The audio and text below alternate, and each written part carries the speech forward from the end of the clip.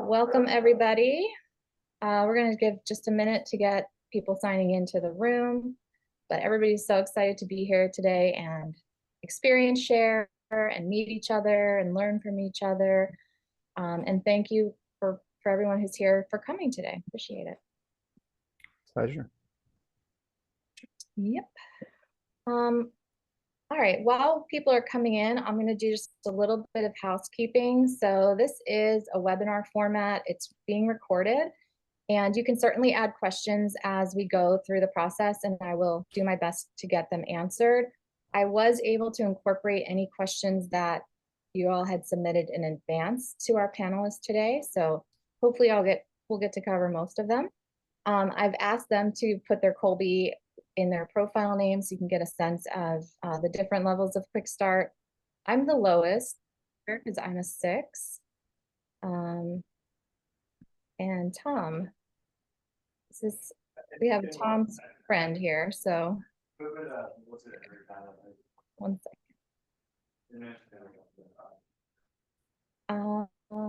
There we go. I was like, we have another panelist. I think we're good. Okay, so where I was at. So hopefully I was able to get to the spirit of all the questions that were submitted, but the goal today is that everybody can learn from this group of panelists, and I assembled them. We have sort of a database of people's Kolbe scores as part of millions of conversations that I've had over the years, and I hand selected this group because I see such wonderful tendencies that they bring to the table when I interact with them, and I've heard from my team when they interact with them, if they've been a client over the past, just the skills that they've put into place. And so I wanted to bring them together to kind of share what it is that they've done to harness the superpower of their quick start. Okay. If you don't know me, my name is Emily Morgan. I'm the founder of Delegate Solutions. Our team is filled with low quick starts, so we're executive virtual assistants, and we have a team of low quick starts, high fact finders that work with the different clients that we have. And the majority of our clients are high quick starts. So it's this very interesting dichotomy of behaviors that come together from the support standpoint. And if you're here, you probably know what a high quick start is, but just so we're aligned, the quick start is a designation that comes from a test called Kolbe. And Kolbe measures the ways that we instinctively take action. When you take the assessment, you're given a 4-digit code that talks about your tendencies. And the third number in is what's called your quick start. And just a quick little overview of what this means. The quick start really is how we deal with risk and uncertainty. And if you score 1, 2, or 3, you're called a low quick start. And these people love to minimize chaos. They like to stick with what's working well and what's already known. And this is, like I said, really where my team is. Then we have people that are 4 through 6. And according to Kolbe, they are really there to triage. They like to check things out before they try them. So that's me because I'm a 6. The rest of the panel here is those who score a 7 through 10. They love to experiment. It's what they naturally do. And they're known for the quantity of ideas that they have. So, like I said, they've come here today because I want them to share how they've harnessed these superpowers for good and share what they've been able to do and learn along the way. So let's get started with Sarah. I'm going to ask if you can share your Kolbe, what you do for work, and what kind of team you have around you. Sure. Hi, everybody. Sarah Durham here. My Kolbe is on screen. It's 3682. I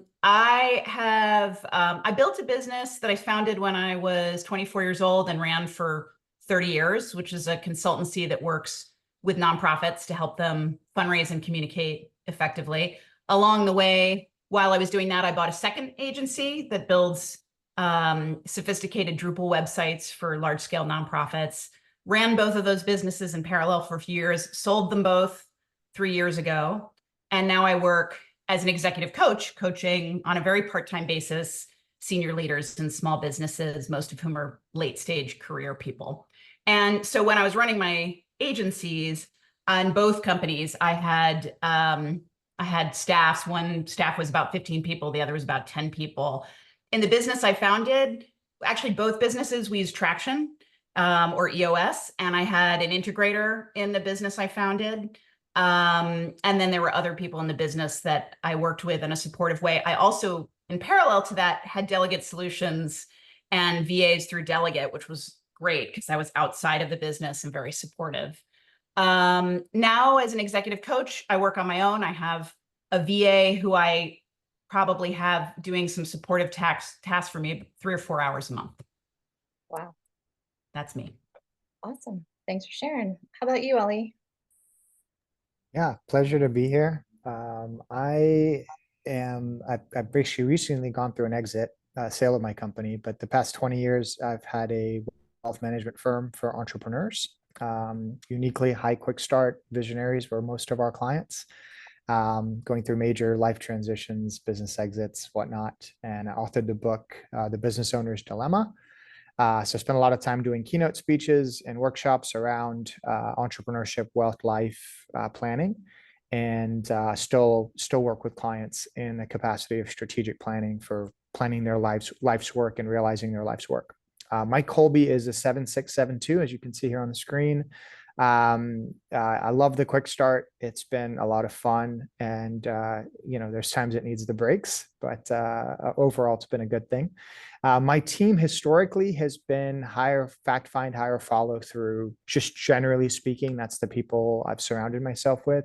I think it's great. I've had a couple of leadership candidates or leadership team members that have been high quick start as well that have worked out. But generally speaking, I tend to work well with high fact find, high follow through, accommodative quick start.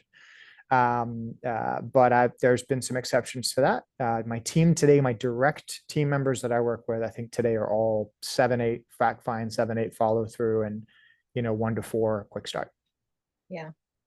One of the questions that came through from our registrants was, how does Ali balance the high quick start and the high fact finder? It's a good question. And I've spent a lot of time figuring this out. So there's a few things. One is I've got to get to my decision points, because what can happen to me on the bad side of things is the more data I analyze, the more ideas I come up with. The more ideas I come up with, the more data I analyze. So that can sometimes be a never-ending thing. So when I sit down to think through an idea or a strategy, once I'm done, like it's all out on the whiteboard or it's all out on paper, I ask myself one particular question, which is, what are my decision points? Like, you've done the analysis, you've got the ideas, you've got a whiteboard full. What are your decision points? And let's move forward with action versus continuing strategy. So that's where I'm operating at my best, is using that decision points. Then there's thinking fast and thinking slow. So there are certain decisions, I call them microwave decisions, where you may, on the spot, someone's asking you a question and you need to come up with an answer. And those are microwave decisions. And then there's crockpot decisions, where you need to incubate. You got to cook this one. It takes a little while. It's not a 30-second decision. Those I need to prepare in advance. So it's like, hey, thanks for bringing this decision or path. I need to go sit on this. So I'll think about it. I'll take a couple of days. I'll sleep on it. I'll process it to get the decision. So identifying which decisions are, hey, does this really move the needle? Or can we just make a decision and move forward? Or is this a bigger deal that needs the appropriate time and thought? So microwave decisions, let's knock it out and do the best we can. And crockpot decisions, let's take the appropriate time to think through in advance, because sometimes on the spot, you won't have an immediate answer because you're going to think through one extra dimension than most of the people around you. And that's just something you need to embrace and prepare for. Mm-hmm. Sounds like a lot of discipline is what I'm hearing out of, and what I see out of you as a friend and peer. Very disciplined leader.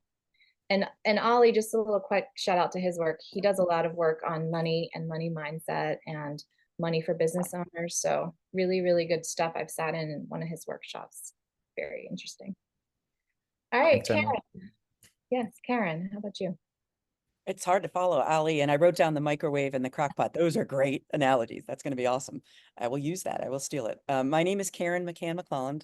I guess I'm the fun person here a little bit. I'm less serious in my roles. I'm currently sort of two hats. I'm director of auxiliary programs at a pre-K through 12th grade school.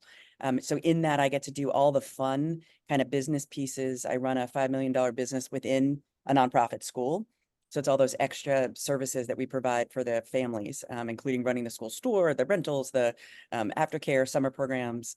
So that's the fun part. And because you don't really grow up to be a auxiliary director, the other piece that I run, my other hat is I am a senior advisor, executive coach, do strategic planning, and have helped Nat Saltonstall develop an organization called Spark. And so what we try and do is represent all the people that are doing that kind of role in schools as an association and a membership. And so we do a lot of roundtables and webinars, and we have a national conference coming up. So we try and provide support to about 250 independent schools. Their auxiliary directors, it's about 600 members. So I do a lot of that, and I love the work that I get to do going to visit other schools and help them with their strategic plan, in addition to kind of my day job of still doing it all and running it boots on the ground. I'm a 4392 Colby score, and love traction as well. And I'm still learning. And my team, I have about 8 full-time on my team. In my day job, I have a wonderful team of there's 4 of us that work together on the Spark team. The Spark team calls me the managing partner because I sort of keep it all together. So I have that perception that I'm really well organized. But as the Colby sort of tells me too, I'm quick to make decisions, but not always have the follow through and manage all the details on longer term projects. And so definitely in both roles, I surround myself with people who do tell me to put the brakes on for all the great ideas, or are my kind of like realists that say, that's a great idea, Karen, but how are we really going to implement it? Or have you thought about that? I have a number of people on my team who've worked with me for over 10 years. And so they know, oh, it's another one of these days where Karen's going to have big ideas. I also have some really great thought partners. Emily, I was introduced to Emily through some of those mentors and partners that I have. And so it's been a great ride to do all these different roles. And so I love meeting new people and excited to be part of the panel. Thank you. Yeah. And it sounds like what I hear out of what you shared is you put the brakes around you to help you moderate your ideas. And because they're a tenured team, they know your instincts and ways that you make decisions. Yes. Cool. Tom, bring us home. Yeah, thanks for having me, Emily. My name is Tom B. Miller. I started a company 12 years ago in the auto body repair space. So we fix cars that get wrecked in accidents. I'm not a car guy. I got into this business because I think that the industry is pretty terrible, and I had this crazy idea that I could figure out a way to do it better. So my Colby is 3393. And my team, I found out I have to surround myself with people that can take my ideas and put them into action. I love coming up with ideas. I can get them started, but I get bored really quickly. And so I can get something going, but then I have to hand that off to somebody else who can actually make it work, and not just work at a high level. They can actually get it done and then follow through and see it to the end. Because by the time it gets to the end, I'm like 5 ideas down the road already, and I need to be working on something else. So I have people that run operations. I have people that run the whole back end of the business. And that frees me up to spend my time in strategy, and I spend a lot of time on just relationships and enrolling key partners and clients into the vision that I have of this better repair shop.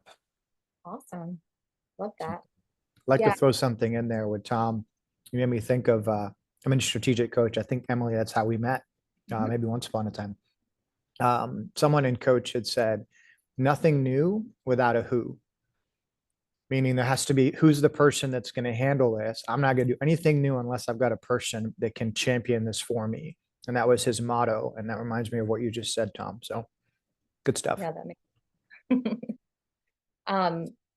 yeah, I do the same thing, Tom. Like I like to, the way that I kind of compartmentalize it is I'm here to work on future state, not current state, not past state, like in terms of my responsibilities. But it seems like you're right in that visionary box, which is awesome to see. Yeah, and not 100% of my time, but as much as I possibly can. I had a teammate one time. So the majority of the people that work in the company report into the people that report to me. And one of my direct reports, one time he was talking to somebody new that was on the front lines, and he said he was listening to what I said, and then he went to the individual that he reported to, and he was asking him questions. He said, "Oh, you have to remember, Tom lives 5 years in the future." Exactly. I love that. I'm going to use that one. Yeah. So the first thing I wanted to ask was, when did you realize that you were a high quick start? Like, what was your moment of awareness? Does anyone have a good story of that moment in time that they could share? Sarah. Have a very crystal clear moment, but I think the moment I kind of understood I was different in this way was at a point when my company got to a size where I couldn't just like have an idea and start doing it myself or get somebody else to start doing it. Like there was sort of a point where like a lot of my colleagues here, I surrounded myself with people with very different skills and people who'd move at a much more slow and kind of systematic pace. And there was a point where I started to experience a lot of drag from that, like feeling slowed down. And that was probably the moment I realized not everybody was wired the way I was, and that I needed to find like different outlets for that energy and those ideas besides just like walking into the office and saying, I've got, last night, these 3 things happened and let's do them right now, So that was kind of my awakening, I think, in that way. The drag, yeah. Sometimes I say I feel like I'm dragging people behind me to get them to adopt an idea or take action on an idea.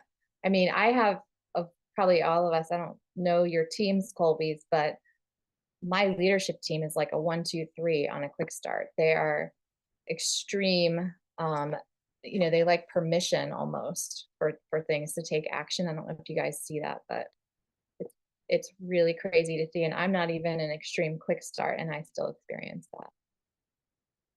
Anyone else have a story of when you realized this about yourself? Yeah, I'll jump in here. One of my best employees that I've ever had, her name was Amanda, and she started out as a administrative assistant and worked her way up to being one of the lead people in the firm. In fact, probably my number 2 before departing. She sat with me one day and she's like, Ali, I wish I could clone myself. And I said, well, like context? And she goes, one person would do all the work that I'm doing right now and getting all this executed. And the other Amanda would just sit with you all day and take down all your ideas. Because every time we have a conversation, it's like, you've got ideas and ideas and ideas. And it's like, we could do all these things, but I just don't have the time to clone myself. And I stopped after that. And I was like, do I really come up with that many ideas? And then I started to be more aware, and she kind of woke me up to how often that comes out. I before just was part of who I was. I didn't think it was subconscious, and she made it a little more conscious for me. Interesting. Thanks for sharing. So do any of you feel like your quick start shows up differently at work versus at home? Like, have you seen that dynamic at all, where you go home and you're one way and at work you're a different way in the area of ideation and taking action? You're all laughing. Who's got a good story? I'll go back to I'll relate this a little, I think, to the other question. I think probably realizing it, my nickname in high school, which is not a great nickname, and Karen, you can't really have a nickname, but was Mom, because everybody, like, it'll be Karen. She'll, there's an issue, there's a thing to be, Karen will solve it. And so I think early on, I was the planner.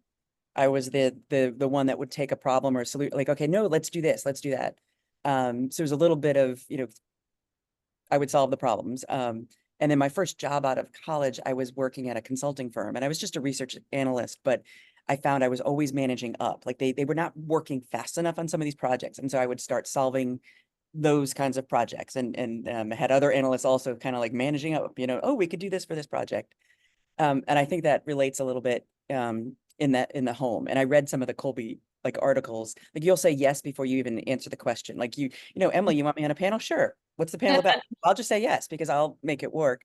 And I asked my husband if he had done the Colby, and he did not. And I could assume he's an economist, so he's more of a fact finder, but is a quick start probably in that field. And I have two children, adult children, 22 and 25-year-old, and they're very different. One is more of a quick start. We'll just, adventure, we'll do it all. And the other one is more, I need the facts. I need, it's like senior year last year. I'm like, just finish the paper, just turn the paper in. It does not need to be, move on to the next thing because there's always an adventure. So I think it does play out in the family life. Like you have to put the heels on a little bit, like to slow it down for the child that needs a little bit more structure.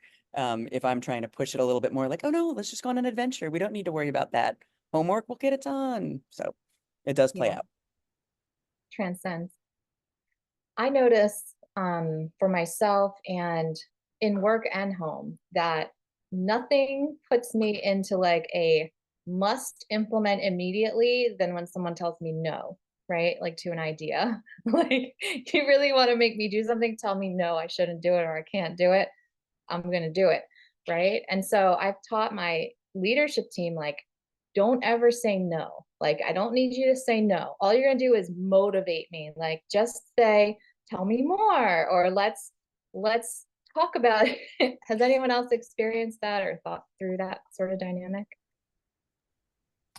Yeah, I'll jump in here. So Emily, what you just mentioned and hearing what you said about your leadership team, you got 1, 2, 3 quick start on there. Mm-hmm. You're hearing probably a lot more no's than most. Sure. Or it's just a lot of stabilization. My experience has been, I don't like to go to my team for first response on new ideas. In fact, I think it's a bad idea. I like to go to the check writer, the actual customer for the new idea, and ask them their opinion, because the opinion that matters the most if you're launching a new product or service or offering or whatever it may be is who's writing the check for it and what are their thoughts on that service. So sometimes we go out and we ask the opinions of 10 people that are closest to us versus the 5 people that actually are the check writers for the service. So when I have a new idea, it's let me first write it down, get clear, and then share it with somebody who actually is the right person to answer the question. And then when I share it with the team, I actually prefer to share it in writing. So I'm not there to get their facial reaction when they look at it. So I use a strategic coach document, impact filter. So I'll write down the impact filter. And I have a few team members who they will not say no. It's always a great conversation and that's all good. But if I write down and fill out an impact filter first, and I can describe what this looks like and then send it to a team member and say, hey, I'd like to meet with you next week to talk about this, or in our next check-in, let's talk through this. They have a chance to read it, sleep on it, ideate, and usually they're coming to the conversation with questions versus no, or that facial expression that we all hate, which is like, what? Like, what are you trying to do? And it softens the blow, and it also gives them a chance to operate in their flow, because some that are stabilizers, in your case, your leadership team, their natural reaction, the same way that a quick starts reaction is to think of a new idea, their natural reaction is to see the downside or to stabilize. So it gives them a chance to be who they are. And usually after they've stabilized, they'll come up to say, okay, I've got my list of things that can go wrong, but let me now think about what's possible. And you do that naturally, Emily, because your accommodative quick start is beautiful for idea massaging, idea enhancement, idea development. And maybe someone on your team can, support you in that capacity if they've got the space to, or they just find someone who's also got mid-level quick start. Yeah, I hear all the time from my team, like, I need to process this. I need to go back and think about this. So you're dead right. That's exactly what they say. And I think I can just tell, like, my integrator is so well trained at doing this that she knows that's telling, like, I did an impact filter in literally like 10 minutes yesterday. I had this meeting, I had a second meeting. I was like, oh my God, it's a great idea. Boom, impact filter, done, send it over. And I'm like, can we do this? And like, here's the impact filter. So I'm like almost getting permission before they even have a chance to like shoot it down. It's like, all right, I did the work. I at least moved it out of my brain and into some sort of, check scenario. Yeah. And that tends to create more influence versus persuasion. When you're telling someone an idea, and you see their facial expression, you often find yourself persuading them as to why it's a good idea. When you write it down, you create influence because they can see the outcome, they can read the outcome, they can visualize it and imagine it on their own, which allows it to be a much more magnetic outcome. So you're not having to constantly sell it, you're painting the picture, and then they're innovating around that picture. We're really good at selling it, right? That's something Mm. we get really good at. Did you want to add something, Tom? I thought you. Yeah, I have found great value in building, building relationships, I guess, with my team to the point where they are not afraid to push back on my ideas. They're not afraid to tell me, no, that's a bad idea. Because I'll come up with a million of them. They're not all going to be good if we're being honest about it. So we've gotten to the point where not only will they push back, but they'll challenge. They'll also take my idea and say, well, maybe if we change the direction or change the angle, maybe if it goes this way. And what I find is that I don't have a formal way like the impact filter like you two are describing to present these ideas. So a lot of times I do it off the cuff. But then in the dialogue or the conversation that will happen, over some time, usually, what I find is that the idea usually gets refined, and the end result becomes a lot better by having, kicked it around back and forth amongst the team. And I find a lot of value in just having like open conversations about it where they're not afraid of hurting my feelings by telling me, no, that idea sucks, and move on to the next one. And do you have like, oh, sorry, 1 second, sorry. Do you have like a timeline where you start to get bored as they're going through that process where you like, I don't even care anymore, or I'm already on to the next thing? Well, I mean, we run the company on scaling up methodology, so we always have like, rocks that we're working on. And so the other thing they're good at is like, hey, that might be a good idea, but not right now. And I have to be disciplined enough to stay focused on what are we trying to accomplish, in this 90-day sprint. And I might have this idea. So we literally have we just have a list that's never ending of, I get a new idea, I just throw it on the list. We bring it up at the next quarterly planning session and it's out on the table. And then I kind of just talk about it, up until that point. And then if it rises to the top as, hey, that's the most important thing, then we'll implement. If not, then it stays on the list and I don't get to do it. So, Tom, What I wanted to just interject into this conversation, because I think it relates to some of the things Tom was talking about, is I don't know if anybody read this, but there's been this interesting conversation bubbling up in Silicon Valley in the past couple of weeks about this concept called founder mode. And I think there was a piece written by Paul Graham about this. And we've sort of seen this in a lot of tech companies where founders or owners are like exerting a high amount of control. And the piece that Paul Graham wrote was sort of the thesis is, we are taught as entrepreneurs that what we're meant to do is hire great people and get out of their way, that's how you build and grow a successful company. But actually, you as a founder, and most founders are high QuickStarts, you have this kind of superpower, which is how you started the company. And as you grow the company and let go and delegate, let other people lead, to some extent, you stop exercising your superpower. You stop doing the thing that was so great. And so this article he wrote was kind of making the case for staying involved, not delegating, not letting go. And, I think like many things these days, the world tends to see things in these very bifurcated black and white ways. I don't think it's either or. I think we've all probably had great experiences with letting other people lead. And we've all probably had challenging experiences with letting people lead. I think what Tom is talking about coming up with all these ideas and then having to integrate them into a process where they kind of get vetted or blessed by a team, that's to me, like, that's sort of the essence of the tension, right? Like if you believe that at the end of the day, the ideas that go in are always better as a result of it, then you kind of, learn to like curb that impulse or put that energy someplace else.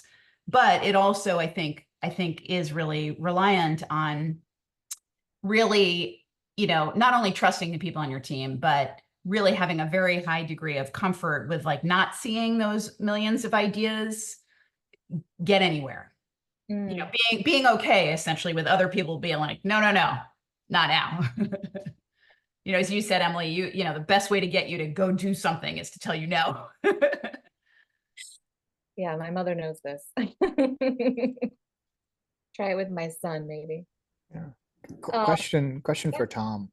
I loved your answer or insights on that. What expectations do you set, if at all, with your leadership team when it comes to, hey, Tom's gonna talk through 5 new ideas on our leadership team meeting call. Have you set any kind of expectations with them as to, hey, when you start pulling all those ideas together, how they should react? No, I don't think I have expectations. I think that I've worked with most of them for long enough that they know that, you know, sometimes like my brain is just running, and whatever's like in my head, I'm just kind of getting it out, and it doesn't necessarily mean I'm saying go do this right now. But there have been times in the past where like I'm just kind of spouting stuff off because it's coming into my head, and I'm not intending to tell you to go do this, but that was the message that they heard. And it was like, oh man, I got to go do these 5 things because Tom just said them. And in my mind, I was just like, hey, wouldn't this be cool or that be cool? So I think that over time we've developed like the relationship and the understanding. We don't use Colby inside the company, but we use another profile and that we've done a lot of work with as a leadership team to understand each other's natural tendencies and strengths and weaknesses. And that has created some common language that we do use. And so they understand, you know, where I'm coming from and just kind of how I am naturally. And when there's something that I really want action on right away, I just have to be very specific. Like this is something that needs action immediately versus, you know, I'm just ideating right now. Yeah, we teach that our teams live in execution and we live in ideation. And so when we're constantly doing that, they're doing exactly what you said. They're thinking about, okay, I have to go now do this, and how does this fit in? And you're like, hold on, I was just throwing this out here. It was fun. It's an idea. So that's a very common thing I think we see. Sarah, did you want to answer this question? So the question is, as an integrator, what's the best way to balance the brainstorm of a high quick start versus actionable items? Yeah, I think that's a great question. And my answer to it, and I'm curious if everybody else agrees with this, is to get your quick start visionary to buy into a system to run the company on, like scaling up or EOS, something that involves some planning and clarifying of goals and objectives. And I think if the visionary buys into that, it, at least in my experience, is easier to hear, okay, we're not going to do that now, because it doesn't align with these other goals that we have agreed are our North Stars for this year, this quarter, et cetera. So what's nice about a lot of those programs, scaling up and EOS in particular, is that you do get the opportunity every quarter to kind of put more stuff on the table. So it's not like you're shot down forever with your ideas. And I think if your visionary buys into that, your quick start visionary, that's great. In my experience, it is also really, I found it really helpful when I was running a company with other people who are involved in things to also have like sandbox projects, which is to say like an area where I could go and build something or do something new without anybody else having to work on it. That just gave me a place for that energy. And one example of that in the last few years in the company that I founded, I launched a podcast just because I thought it would be fun to do. And everybody was kind of like, yeah. If you want to go do that, just fine, go do that. But we're not going to do much on it. And I had a great time doing it. It turned out to be great for me, gave me a lot of places to play. And then it turned out to be really good for the company. And, you know, the company still has the podcast years after I've left. So, so that's another thing I would encourage you to do is like, if your visionary needs someplace to play, give them someplace to play where they're not messing up, you know, your plans. Love that. Yeah, like almost like a designated, you know, dump zone of ideas for future action. But everyone goes into that meeting knowing this is not you know, we're not doing this right now, but at least we're going to get it out. We're going to talk about it and capture the spirit of it. Cool. There was a lot of questions that came in the registration about how we're interacting with our teams. And so one of the questions that I thought was really interesting was, how do you manage employees as a high quick start? I tend to have high expectations and have a hard time communicating them with clarity in advance. So any experience shares on that one?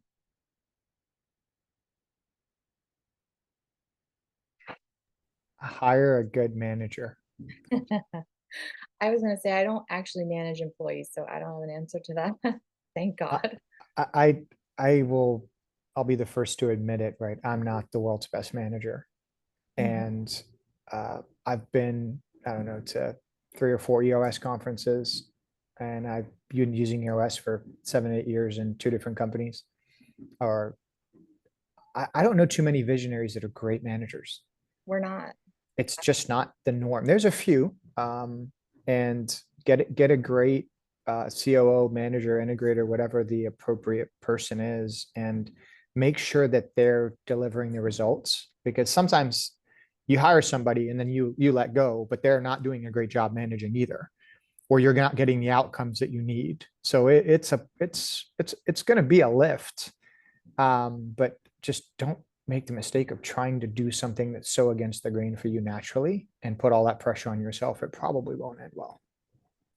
I don't find in general that visionaries are great at managing accountability. At least I'll speak for myself. I'm just not. Like, I always will find a reason why there's an exception. Why somebody give them one more chance, and I'll tell Allie, my integrator, like, listen, we have to set a timeline, or I'm just going to keep delaying dealing with this. Like, we have to do it. So having those people around you that are really great at managing accountability, and it's like a natural ability for them, I think is the answer. Yeah, so Emily, I feel like I'm the opposite. I have very high expectations. I want things done very quickly, and I want them done perfectly. And I expect you to do that without any oversight at all from me. So I tend to abdicate rather than delegate. And what and that can be a really difficult, I can be a really difficult person to work for because of that. So what I've strived to do is to get better at defining what my expectations are, defining what the responsibilities are and what the expected outcomes are and what the timelines are.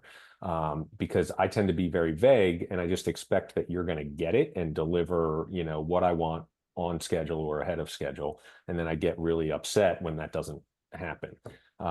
So I attempt to be, or I'm trying to get better at just being really like clear and specific about that. But then I'm very, very clear when I'm hiring somebody that is going to report directly to me. I cannot have somebody that needs to be managed. I need people reporting to me that do not need to be managed, because I know that I'm not a good manager. So they have to be able to operate on their own and deliver results without any oversight from me at all. Tom, that's gold right there. +1. Yeah. I'm writing that down, and I think that's the difference between the employees that have really worked out with me and the ones that haven't. The ones that need management don't work out, and the ones that don't need management are rock stars. Agree. Thank you. Yeah, good one. Karen, I feel like you have put a great team around you. How do you see your quick start play out with your team? Well, it's funny. I guess a little bit. I mean, I've written down a bunch of these ideas and these terms, and we've been using sort of EOS and rocks, and I do quarterly reflections with my team. I ask them how they need to be supported, but I agree with, Tom, what you said. Again, the people that are successful are the rock stars, the unicorns, are the ones that really don't need to be managed, that they get it.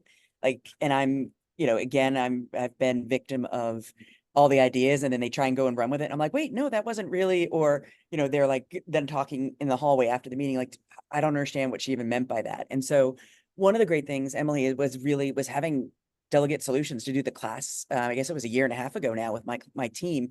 And we did it as a 6-week model, 1.5 hours pre-work with the team, really working on communication style, what things people liked, what kind of, where they got their energy, all that stuff that's in your class, because it gave us a vocabulary that we could work with. And so I learned a lot about my team, how they like to get information. And you guys, I wrote down the impact filter because I'm going to pull it out for something I told someone on my team to do, and I got that face, and I'm like, no, I'm going to do all my work now, and I'm going to make it easy for her to implement.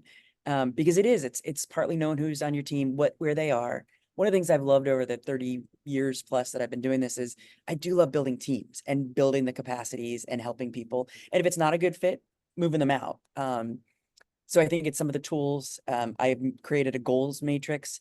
So when I sit down with my team, I then say, okay, put down these, and each month I want you to like put down like the reward moments, that the goals, like what was what worked well, even if they're little, but so that we're always each quarter going back and celebrating what worked. What are the challenges? Where am I an obstacle? Where can I be supportive? But it's an iteration, and I'm really happy with my team right now and where they are, but it does take a lot of work and doing that. And I try and, lots of one-on-ones, lots of, come in. David Sullivan, one of the people I work with at Spark, has this 4-question ritual. So it's sort of like come in, and let's answer the 4 questions. And then then how do I help? I think because the quick start, I do want to right away get to the solution.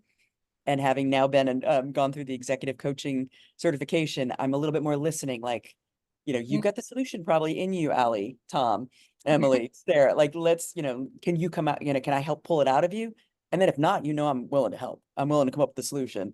But I'm going to hope that you guys can do it too, and I'm going to help you instead. So that's one of the jobs I love. I think also the sandbox idea. It's probably having a lot of these side projects that help me keep focused on the day job. I have these other things I can work on if I'm bored, if I want to, but I'm there for my team to come to if I'm, if I need to be the problem solver, or there's an emergency, or, troubleshoot in the moment. But I do trust that they can all run their programs, and I'm really kind of just out there to oversee. And as my son, who's now 25, working at a school himself, doing all that, he's like, now I get it, Mom. You always sat and looked like you were sitting in the office telling everybody what else to do, but you were really just sitting there waiting, to see if your help was needed. I'm like, yeah, that's a good day. If I'm not needed, I just get to sit there and watch everything else run. Okay. Well, let's talk about tools, where we only have about 15 minutes left, and I want to cover, what tools you all are using to harness and manage ideation, whether it's a technique, a tool, an activity that you do. Maybe I think someone in here mentioned the print assessment around being a way to understand how people communicate. Like, what are some of your favorite tools that you use as a High QuickStart to stay organized and on track?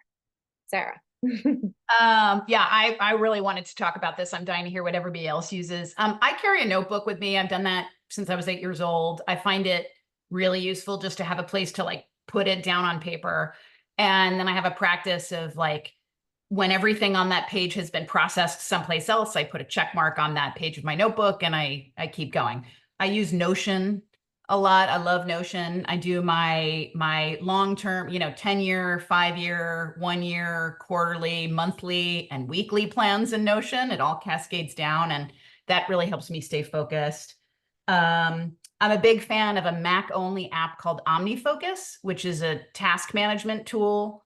But I find what's great about OmniFocus is I can just, all those dumb things that get in the way that you really shouldn't have to remember, I just dump them all into OmniFocus, and I can set a date for it to come back. When I worked on a team, we used Asana similarly, but I think it's great to just like not be trying to remember things you don't need to remember. Just write it down and get it out. So those are probably my favorite tools, because those give me just a place to like get the idea out of my head, put it someplace, and trust that if it is worth pursuing, it will come back. Love that. Me too. How about you, Tom? So I would say I use a bunch of different things. I always have a notebook with me, same thing, so that if something comes into my head, I have a place to jot it down. My system is, once I take it out of the notebook and put it into one of the digital systems that I use, then I cross it off in the notebook, and I know, it is someplace that I'm not going to lose it. So I use a task manager.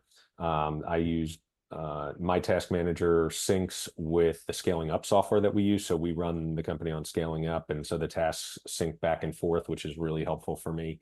And I kind of keep that task list always visible, like with what's going on. I use OneNote for keeping track of either different projects that I have going on, or like I have it organized in a way where I have sort of like short-term stuff that I'm working on right now. And then I have another area where I keep sort of like, okay, this is something I'm interested in, or here's an idea for the future, but I haven't taken any action on it yet. And so I have a fairly well, established system inside of OneNote that I use to keep things organized. Of course, my calendar is integral for managing my time. My calendar is scheduled from 5 a.m. to 8 p.m. every single day. And some of it is like strategic thinking time. And that's the time where I close the computer and I just allow myself to think. And that's some of my favorite time. But yeah, so those are the tools that I use. So much discipline, you guys. I mean, really, this is all I'm hearing. It's like your secret sauce of how you are managing your High QuickStart is total discipline. How about you, Ollie? What are you using? I think similar to what was mentioned there, I carry a notebook around everywhere I go. There's always one next to me. I use Apple, just the iPhone notes quite a bit. I think I have like 3,000 different notes there, and I'll always write like all the words that might describe it. That way I've got my notes. If 2 years later I'm thinking about it and I search for it, it's just right there at my fingertips. My philosophy in life is you can have anything you want. You just can't have everything you want. Okay. And sometimes we get into this mode of all the things, all the ideas, all the energy. I want it all. And you can't. That's just not realistic. You've got to pick what you want. So most of the time when I've got 10 ideas, I might write them down and I might look at them. The one that really moves the needle is going to surface itself. And even if I lost that document with 10 ideas, the one that matters is going to come back to me. So a lot of the time it's just knowing that most of the stuff you're thinking about doesn't need to be done. They're just thoughts. And you can take those thoughts, you can put them aside. Sometimes you need to think through 10 things to come up with the one or two that move the needle. And then when it's one of the ones that move the needle, similar to Tom, I schedule strategic thinking time to go, what's bubbled to the surface. So let's just say it's I'm going to use an EOS or scaling up format. If I come up with 15 ideas over the course of a quarter, unless those ideas specifically relate to a project that we're working on right now, where in that case, I'll talk to the person that runs that project and share the idea. But unless it's relating to that, I'm not going to come to the team with, here's 5 new ideas. I'm going to wait till that next quarter comes along. And I'm going to look at that list, because everything is the most important thing in the world when you're thinking about it. And if you go take all that energy and go dump it on someone else, it may not even be the most important thing for you guys to do. So put it in a drawer, stabilize on it. If it matters, it's going to resurface. But about a week or two ahead of my team quarterly planning is where I'll look at, okay, how many ideas are in the parking lot? Which ones really move the needle? And then coming into the next quarterly plan, talk with the team to say, hey, these are the initiatives that I think could be the most impactful for this upcoming quarter, and then collaborate with them in the way that Tom described. What's like, what do y'all think? Where are you at? And maybe I've got 5 ideas and 2 of them make sense for this quarter. 1 of them doesn't make sense at all. And 2 of them are for 2 years from now. But I think what's key is writing it all down, getting organized on what really moves the needle, and then only bringing what moves the needle forward. Yep, more discipline. I mean, I A love lot of discipline. that baking mode. I mean, you could almost, you talked about a microwave and a crock pot. I think you can talk about a warming drawer. It's going to sit in there and cook a little bit. It's a greenhouse. Yeah. The greenhouse. Karen, how about you? Lots of the same. I could pick up my notebook, but there's index cards that would go flying. The only thing I'll add, I've tried lots of different things, and my team does, like, I'll always spring something on them new. Like I made them for the 6 weeks running into last summer. I made them all do like their daily intentions on a document kind of thing, because there's those ideas. So I'll only add like my big thinking time. I love it when I can go for a good walk, especially if I can get I'm on the boardwalk. And so I've done more, like, this is really silly, but I'll have my phone and I'll open up even my Yahoo email, and I'll voice do a bunch of to-dos, and then I'll keep walking, and then I'll have the same email and I'll just voice do it and then send it to myself. And then I'll have a nice list of like 20 to-do and 20 ideas. If I went through probably all my Yahoos, how many times I've done that just to get those ideas down. But yeah, I do think discipline. And again, like, Tom's schedule, like I play my soccer, it could be 9 o'clock games, 11 o'clock games. So it's long schedules. I really have gotten into groove of I'm in my office at 6:30 and that hour I can get to myself before anybody else shows up is just gold to get like the big thinking down or the to-do list or, to sort of organize those thoughts. So. Yeah, the other night I was driving into Philly and I was having all these like, oh, I got to do this, I got to do this, da, da, da. And I put it in Slack in my channel with my assistant, and I came in and she had done them in the morning, and I was like, oh my God, I didn't mean for you to do them. I just was brain dumping while I was driving because I didn't have a way to type it. So I got something for you there, Emily. It's been a game changer in my business and life with employees is the term parking lot. Yeah. So I have the best assistant in the world for me. She's amazing, but I'll send her probably 10 text messages a week.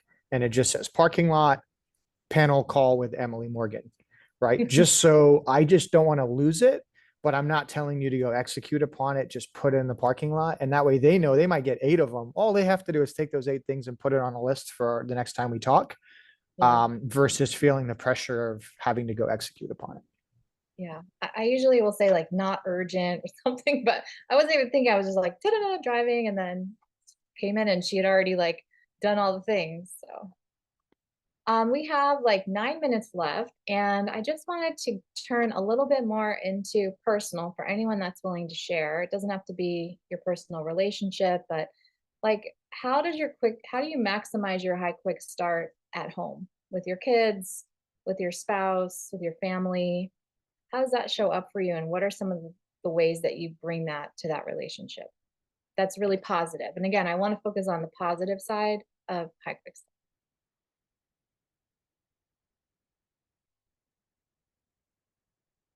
Sarah, what's your husband's Colby? I forget. I can't remember. He and I were in coach together, and he's a high quick start too. And I was thinking as you talked about, are you different at home? I don't think so. I mean, what I notice at home is that both of us will, like, if I say to him, hey, could you go get this household task done? If he picks it up, he will get it done. Like if he doesn't start it right now, it ain't gonna happen. And I'm a bit like that too. So if I've got something around the house I really want him to do, I just look for the moment when I think his like quick start antenna has room, and sometimes that works. Yeah, I see it with my son. He's a high quick start. I've not actually Colby'd him. It's on my list to do, but I see it all the time. And so for me, understanding that that is part of his personality helps me in how I think about parenting him and what he needs to be successful. Like, and he also has ADHD. So it's like you have to really compartmentalize and say, not just go clean your room, but please put your clothes away. Like, break it down into smaller chunks. How about you, Karen? How does it show up at home? Yeah, again, I've got the 2 kids, so they're very different for my own. And like my son, just very little info, he'll go with it. And the daughter's a little bit more like deliberate. I gotta give more, but then she'll follow it through to an extreme. And so I think they manage me a little bit with the ideas like, oh yeah, mom, we give that idea, she's gonna go with it. And so there's a little manipulation of them with me.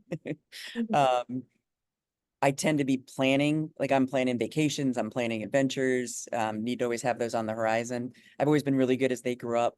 Like I play soccer 4 times a week. So I made sure that those were part of my schedule, plus coaching their teams, plus doing. So I think I tried to schedule some of that, but made sure that they could see like I have my priorities too of what I'm doing. Yeah, I think just managing the fun. Love that. Holly? I'll speak to you were mentioning your kiddo. I've got a nephew that is he's 21 years old now, but we've been having these conversations for years. He's high quick start. He's ADHD, maybe even a little bit dyslexic. He is incredibly talented, just like wildly talented. He's got huge emotional intelligence, but he gets very frustrated when he's working with his peers when things don't go a certain way, or he wants to go fix it in dramatic fashion, and he can be a little impulsive. And I told him once, I said, I have a Tesla that I drive, and Tesla's got insane mode, standard mode, and it has chill mode. And he is he nerds out with technology and cars. He knows more about my cars and my technology than I ever will. And I told him, I was like, you've got the ability, you're built with a package that has insane mode, but you can't drive around all day in insane mode. And sometimes you need to be in chill mode. And then sometimes you're in standard. So where you've got to use your emotional intelligence is when you're in conversations, or you're with family, or you're with grandma, or whatever it is that's going on, or you're in business. Know when to turn on insane mode, and know when to be in chill mode. And that really helped him kind of realize, I've got this superpower in his quick start, but it doesn't have to be activated all day, every day. Right. Awareness, self-awareness. Love that. Tom, anything to add? I find my kids are relatively young. I find they get frustrated quickly if things don't go the way they expect them to, or if they don't know the answer right away. They don't know how to do something right away. And so what I find myself, I've never really thought about it until you posed this question, but what I find myself doing with them is asking a lot. What else could you do? How else could you approach this? What other ideas can you come up with? Like, I'm encouraging them to brainstorm different ways to approach a problem, or different solutions that they could potentially then take action on.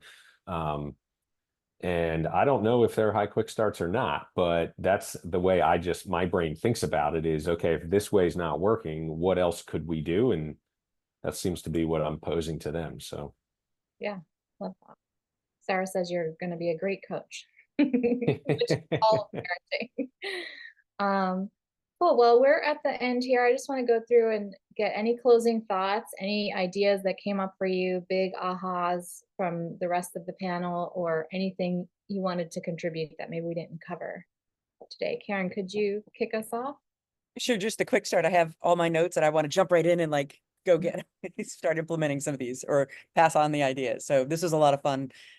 This kind of thing is where I get some energy and ideas, and then I just want to pass it on and make everybody else do the work and follow through. So this was a lot of fun. Thank you. Yeah, it's great to learn from each other. How about you, Ali? I read some of the questions that were submitted beforehand, and I noticed a theme from some of these questions, and it was around expectations. It was kind of like, how do I get my team to do everything I want them to do as fast as I want to do it with my standards on my timeline and still be reasonable? I mean, it was like some very conflicting comments or questions. And what I wanted to share there is that you've got to manage your own expectations, and not everyone's like you. If they were, they'd be on this panel and they wouldn't be working for you. So not everyone's like you. You're going to have different strengths, and just have reasonable expectations with what your team's going to deliver and how they deliver. And to Tom's comment, have great team members around you that you don't necessarily need to manage and can get to certain results. But just taper the expectations. I think it really changes your outcome. It's a formula. I wrote a newsletter on this, but it's the most important formula I've learned in my life. It's happiness is reality minus expectations. Perfect.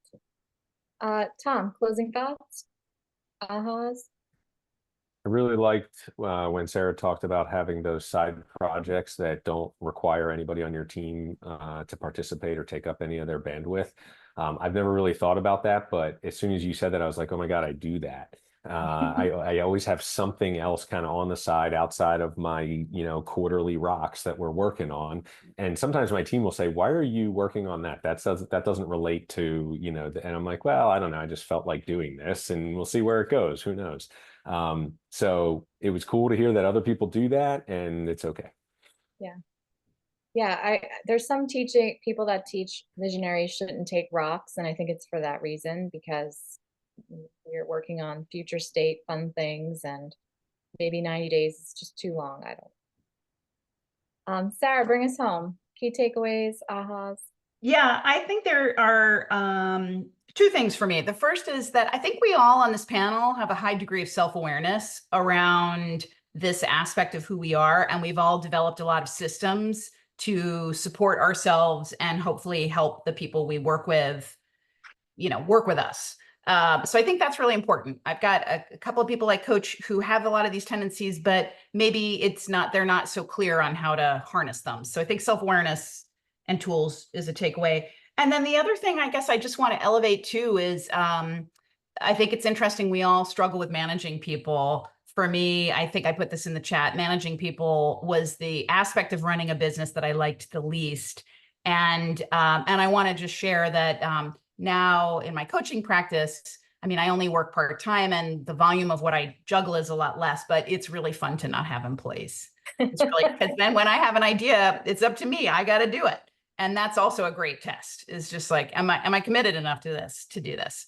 So, so having the support of a great VA or, you know, technology, things like that, where like there is nobody saying no. It's awesome. Would recommend. Love that. Well, thank you everyone for your contribution today. I really appreciate you being part of this, and I encourage the attendees and people that watch the recording later, connect with each of them on LinkedIn. They are truly role models from my perspective in how they conduct themselves as leaders and entrepreneurs. So thank you so much everyone for coming, and have a wonderful weekend. Happy Friday. Thanks, Emily. Thank you. Thank you, Bye. Emily. Thank you all. Yeah, thanks, Emily. Bye. Yep. Bye.